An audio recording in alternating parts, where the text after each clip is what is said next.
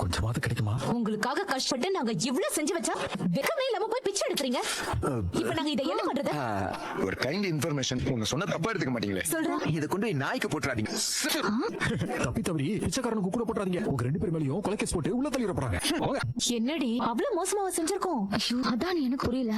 இங்க பாரு, நீ ரைமிங்கா பேசுறதெல்லாம் ஓகே, பட் உன் டைமிங்ல ரொம்ப தப்பா இருக்கு ராஜா. உங்களுக்கு எல்லாம் கஷ்டத்தை பார்த்தா காமெடியா இருக்கா? அப்படிலாம் இல்ல, ஆனா கொஞ்சம் காமெடியா தான் இருக்கு. என்னடா நல்லவன் தெரியாம கலாச்சிட்டு இருக்க? என்ன அவனை நல்லா பாருங்க, கையில ஒரு சாராய பாட்டிலும் பக்கத்துல ஒரு நாயையும் கட்டி போட்டு வச்சிருந்தா அப்படியே தேவதாஸ் மாதிரியே இருப்பான். என் உயிரை உண்ணும் ஏன் சுடரே. கோபப்படாதப்பா, கோபப்படாத. கண்மணி என் கூட சேர்த்து வைக்க ஐடியா கொடுப்பீங்கன்னு பார்த்தா ரொம்ப ஓவரா பண்ணிக்கிட்டு இருக்கீங்க 2 பேரும். நானே பாத்துக்கிறேன், நீங்க போங்க. எல்லாத்துக்கும் பொசுக்கு கோவப்பட்டா இப்படி? அன்பு, நீ எதுக்கு கோவப்படாத? அண்ணன் உடைய படைக்கு அஞ்சான்.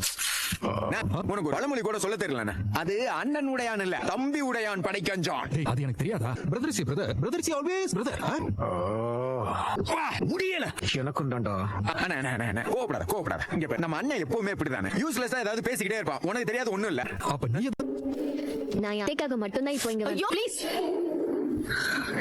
அவங்கள அத்தை என்ன சொல்றது நிறுத்துறியா?